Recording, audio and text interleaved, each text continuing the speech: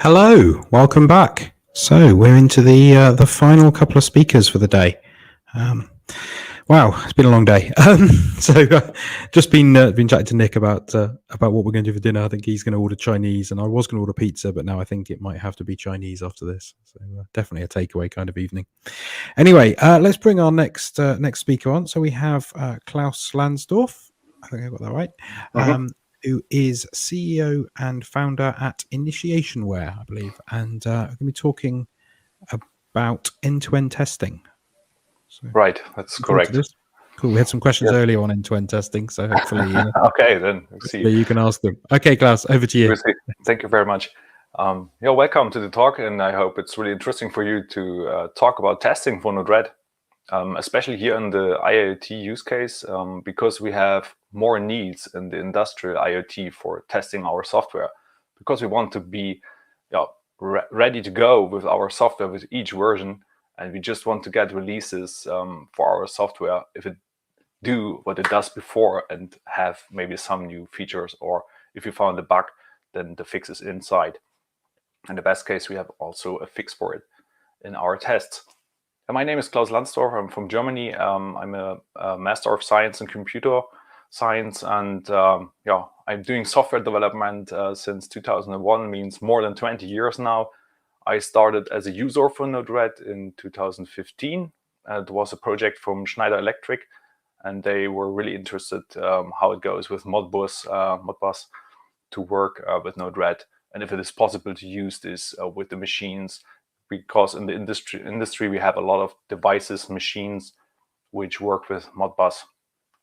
Today we have more and more machines with OPC-UA, and that's why I started also for Modbus and OPC-UA to contribute since 2016, early 2016. Means now 6 years as a contributor. It's just in my spare time, so I get not paid for it. It's really open source, and I invest all my love and time to the project, what I maintain. And I also try to do some things to help people, especially with the libraries under the hood. I'm the founder of Initiationware. We started in 2020. And this year we try also in conversation with the community and with Nick, hopefully a plus for Node-RED. Maybe the name can change, I don't know. But that's the idea, that we are, as a contributor, give more contributions, especially for industrial IoT protocols in the future from now. We started 2 months before, and we try to give more tutorials, examples, especially also documentation for these packages, which is really interesting for the industry. But today we want to talk about our industrial IoT Node-RED and the testing about this. It needs testing, as I said, especially if our integration works well. You see here we have a lot of packages, what we contributed in the last 6 years, and we want to give more packages in the future, like the EEC SCADA for telecontrol here, sometimes in the Europe area, also DNP3, which is also for the energy sector, and DF1 is Allen Bradley protocol.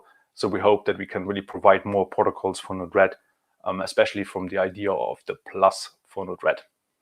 But it's all about testing today, not about packages. So why testing? First, we have our unit tests. And this is, for me, it's idea to code.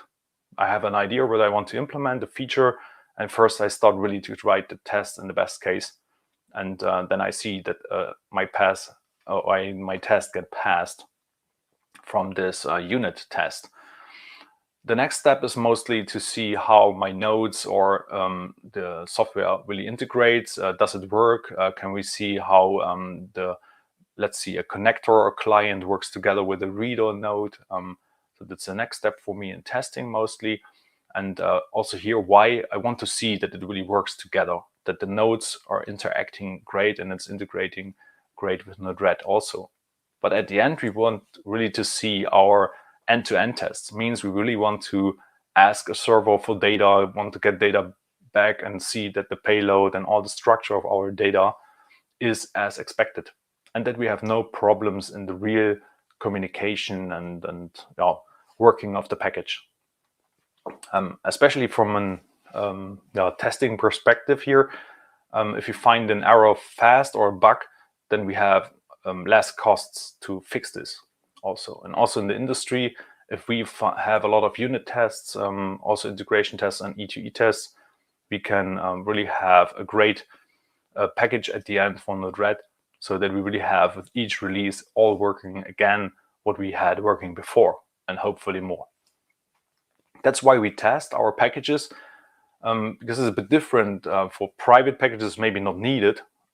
For our home automation, maybe it's not a difference if our, let's say, side project's working or not. But in the industry, maybe people can get hurt, or we have some accidents if people are really starting, as we heard from Vargo, more than 100 projects use Node-RED in production, and mostly with Modbus or OPC-UA in it. And then we really want to be sure that we have a great state of our packages, that the package works really good at the end. And also we want to give the opportunity to the community to send pull requests. So if you start to send us your code, or you start to code for the project, or you write a test for us or some documentation, because documentation could also be a test. And that's also why we could do testing. Means really we have maybe for a problem really a test, and we never get the problem again, or we see if it raises again. And also in your pull request, we can really see that is all working as we expected at the moment. So the runtime for this is the Node-RED Node Test Helper package. What's really to include in our tests, and we can use Mocha or Jest for this, for testing. And it's really easy because the runtime creates a sandbox which we can start, stop, and load and unload, and all these things what we need to start flows of Node-RED, or also nodes inside this. And this helps us with some starting of the server and all these to control our tests, how it interacts with the test helper node or package at the end. And as I said, we have Mocha and Jest here working. Both are integrated in, one is in Modbus integrated, and the other one is to see in the IIoT OPC-UA package from Bianco Royal Space, which you can find on GitHub. And we really have just to say, hey, we want to use the helper here in our test. That's nearly the same. It's really the same for both. And also the test naming and the start of the test is nearly the same at the end. The only difference is later after the load, which is also the same, where we have to put in all nodes what we need. That means also the nodes from Node-RED here, what we do, because we really put just the nodes into this array of nodes to have just this inside which is needed for running the flow, what we give later here to the helper load. And then we can do our testing inside after the load was done well. And for that, we get a different language then between Mocha and Jest, because here we have more in Mocha that we should have a property with name of this one. And it looks a bit different in Jest, where we something expect. Now, you say expect from this, as from the length here, that it has to be 15. Okay, means we have also for our packages some scripts to provide. So when you start developing for our packages and start with testing, then we want that you can start with npm test or some npm run of tests like E2E or unit or core tests that you really can start from the packages or package scripts. And that looks like this one here for Mocha, where we have something to do with standard to fix some issues what we have in the code, where we did some formatting not well at the end, so it gets fixed when we start the test automatically. And then we use also npx to have like also a sandbox for our Mocha test to start with the right insights for these tests. And then we have some how to do this in parallel here for Modbus in this case, to go recursive to all tests, and that we have a special timeout, because especially in the end-to-end tests, we need more time maybe to go through, because a server has to be loaded, a connection has to be provided, and all this stuff. A unit or core test is really fast. It could be a different time out here, which is not in this as I see, but maybe we can adjust this in the next time to say, hey, we just expect 1 second for a core test, let's say 2 seconds for a unit test, and maximum 5 seconds for an end-to-end test. In Jest, it's a bit different, because in Jest we have a configuration file for all of this. We can set some informations in the tests itself, but we do the same here also in IIoT OPC-UA, where we have standard fixes before we start Jest inside this NPX environment, and then we give some regular expression to find out which test has to be started and to check. Nope, sorry, those next one here. And also it's interesting for us to have parallel testing, because we have 400 or so tests for IoT OPC-UA and 166 tests for Modbus, and this should be done in parallel, that we test really fast, that we really can go in a way like not waiting long for tests, because if people get tired from starting a test again and again and have to wait, then they maybe don't use it or switch it off, whatever. So it's really interesting to go with parallel testing as well. And in Mocha we have this argument here, what we can send into our test, and in Jest we have just the opportunity to say that we have some workers which should be a -1 of your CPU cores what you have, and some maximum of concurrency tests which are running, and then Jest organizes this by itself. But it speeds up your tests, and that means that also your workflow your daily workflow is really nice at the end, hopefully. But that was not enough. That's really what, if you are a software developer, then you may say, yeah, it's just okay, it's every thing what we also do. But the great thing in Node-RED for us is, especially for our trainees, is to give them a visual flow testing. And for that, we provided a new package, which is the Node-RED contrib helper package. Hopefully the name was good enough for it. And especially for the OPC-UA package, our trainees can, if they program something on the package, can say npm run devlink. That means that your local Node-RED gets linked to your code, what you have on your device or on your PC. And after that, you can start with the debug of grabbing all from OPC-UA with Node-RED in the verbose mode or verbose mode. I don't know at the moment how to say this, the best case. Yeah, and then you have this package Node-RED contrib helper here in the version 1.2.3 actual. You can install it from the managed palette in Node-RED inside. It's really easy to go with.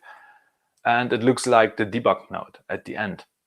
So when we have a flow here, which is really a test flow from our E2E testing, so this is really a copied flow from our structure in the E2E tests, then you can put this really via the import function of Node-RED into Node-RED, and then you can see really what's going on and what's the output of the test at the end. And that's really a visual flow testing. You can dig in, you can see what's the problem, you can fix the problem really in code as well, and then you can put back with the export function of Node-RED this flow to your E2E testing, and then the flow gets really tested every time, automated, also with the CI infrastructure in our development. So as we say, it's really imported and you can export it later as a flow. And this looks like a name like this one. I want to switch over. Hope it's not too tiny for you. So this means we have a module which is really here under E2E test. You can see this also on GitHub. In our IIoT OPC-UA package, that we have flows inside here, and you find the flow what we really saw in the picture here inside the flow file. And the idea is really that we also can go with a CLI tool or something like this to maintain and to refresh the nodes, the testing nodes for maybe a new version of Node-RED. That's the idea here also. And at the moment, we need this helper extension to clean our flow from position data, because when we put in position data to the test helper, then it doesn't load the flow. We didn't dig too deep in this topic, but yeah, that's a point what we maybe later have to see how it goes in the Node-RED node test helper, why we have to clean up this data. In Node-RED, you will see this visual testing also with a new tab here, which is friendly programmed by the core team of Node-RED. It's really from the debug. We took this debug integration of Node-RED and put it into this, again, to the node, that the node brings really this test helper tab here, because we think it's really a need for testing and visual testing, that debug is debug and test is test.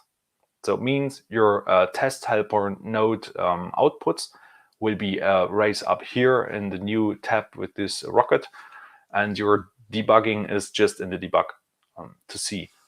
That's really interesting for us, especially because we want to see more in our testing than in the debug at the end, to check if our flow here is running well, or if we have some error, maybe as we have it here from the core library, what we use in Node-RED to provide you with the nodes. Okay, and yeah, you have to click on this little icon. Maybe it's hidden because we have not all icons. Depends a bit on the size of your screen, but when you drag this line to the left, then it gets more and more icons, or you can click this little triangle here to get the rocket and click on it if you give it a try. Okay, especially back to the IIoT, we have an idea what we want to implement. We have a plan, we want to bring it into production and then release it at the end. So production tests at the end also. And that means that we have some long-term support thinkings and needs in industrial contribution packages for Node-RED. And especially there is a start with the versioning, that we have Git on it, that we have some semantic versioning for our packages, that people really know, was it a fix, was it a minor version with new features, or was it really a breaking change with a major version. And also for testing units, we want really to go every time to have testing units in our tiny pieces of functions. Then we have the development itself for these new ideas, for these new features. And we want also to provide with our packages the examples. Examples could be also E2E flows in our testing, but without the need of the helper at the end. As the difference between an example and the normal testing flow is really just that we don't use in the examples the Node-RED contrib helper at the end. Then we go further with the integration and E2E testings, automated with the CI also, because we have the idea of doing all in the development branch and then give it to master if it's ready to go. And master should check all automatically in GitHub Actions if it is ready to go for a release.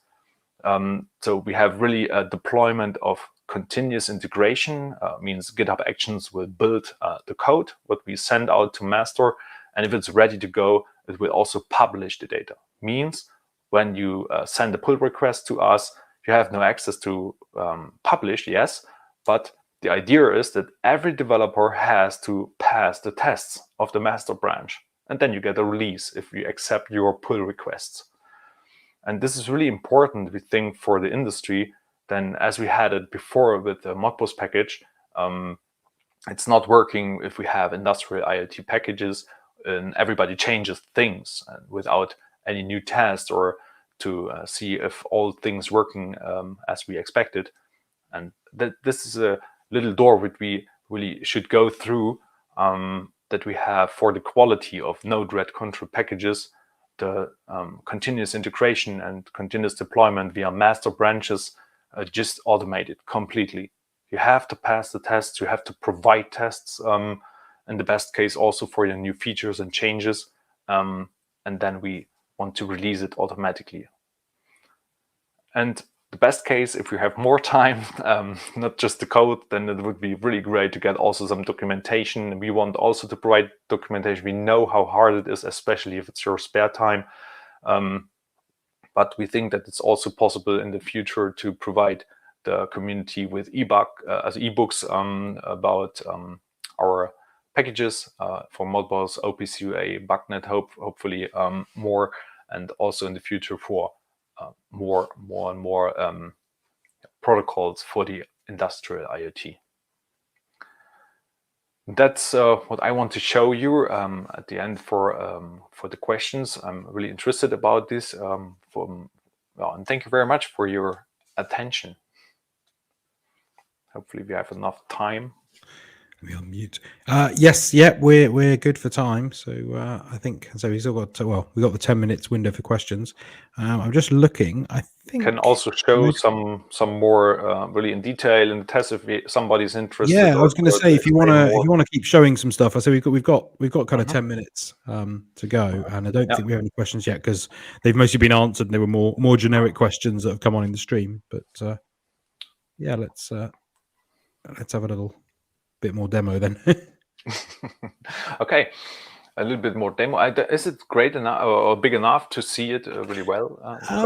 It's a little bit small, this one, I think. Yeah, I'm on a fairly big screen here, so.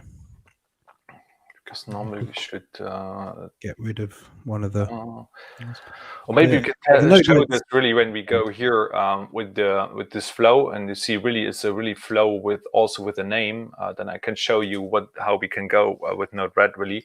When we see here in the managed palette, we have the node installed here, Node-RED contrib helper in the version as I showed. And when you go really to import it, then you just have to copy the E2E test, and you can import it and just deploy it, and then it should work at the end. And so your tests are imported as a flow, basically. Yeah. Yeah. And if you have some trouble here, then maybe we have, especially in the test, really this kind of error, because we want to see if this error breaks the test or really have an effect for the test at the end also. So if somebody says, oh, the test is not working, that's really what we expect, because we not just check that all works, we also check in our E2E tests if the software really also reacts in problems as we expected. And we see here, let's take another one. Really maybe the test flow here before.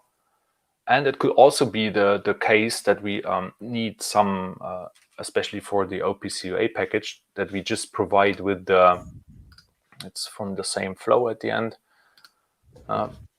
So let's see what we have here. And then we have no endpoint in this. And that's why the system says, hey, that's not ready to go. And but we have really a visual testing here, and we have also the connection to these nodes here, that the node gets deleted if you delete the flow. Means if you say here delete, then we see that also the configuration disappears for the client.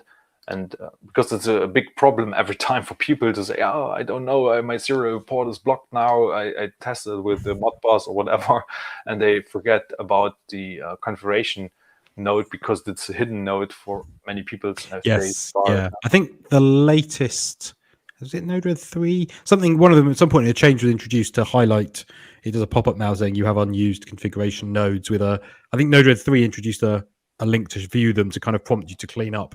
If Steve's still on the stream, I'm sure. I think it was a piece of work Steve did. But yeah, the cleaning up of config nodes is definitely Let's check. Maybe we have someone here to import, and also the read node here is hopefully working. Let's see. Maybe there was a change in not the newest version. I have to check. That's not expected. That's how the demos go. But if we have it really working at the end here with the port, let's say 540. I know why, because we changed the tests to have no ports anymore because we go to parallel testing. That means that our tests have no endpoints and no OPC, TCP, and then put up. Let's say localhost with the port what we set, and the 2 was disappeared. that was a change. And it's also some point what we have in testing that we really have to see how do we organize our tests to have a copy really fast here inside Node-RED, but get no problem and overlapping if we maybe forgot to delete it here and then start our testing. That's sometimes a problem that you get an error here from the test, but it's working at the end. It's just failing because you have something working with the same port and endpoints in Node-RED maybe. That's also why we decided to say, okay, we have no default port. You have just to set it. And the port get really set inside the test when you see our read test. So you passed it in as a... Then we pass it here into it to say each test gets its own port configuration, its own endpoint, so that we have no overlapping, can really go fast and parallel testing. And we see here really a working test now, and we can inject, and this really just appears here in the test flow. We have just errors or problems or whatever we had before. Normally when we do it here, you see we have nothing in the debug. We just get it all in the test tab of Node-RED. Yeah, that's nice. So you can people keep that separation between your and if your test fails, you can then actually see the debug where you expect it to be in your flow or whatever. Maybe. Cool. Okay, I'm just checking out. There's one question. Pablo, if this was a question related to for Klaus. Bring it up. Workflow to export from a flow. It's not clear to me the workflow from flow export to CI. They really have to bring it into the code. So when we have, if I understood it right, so you can go here with the export when you have created a flow. When you say, hey, I have every time with your package a problem, then you can go with this package now to create your flow where you have the problem with, because we get a lot of flows sent if people creating issues. And now people can send us flows with this test helper in it. And we can use this test from people now to, if they send us the current flow, to integrate it in our testing. And we can say, okay, that was a problem in our package. And now we can really integrate it from your visual creation into our testings, and it never will happen again if you fix this problem then. Okay, yeah, so it's a contribution of flows. Cool.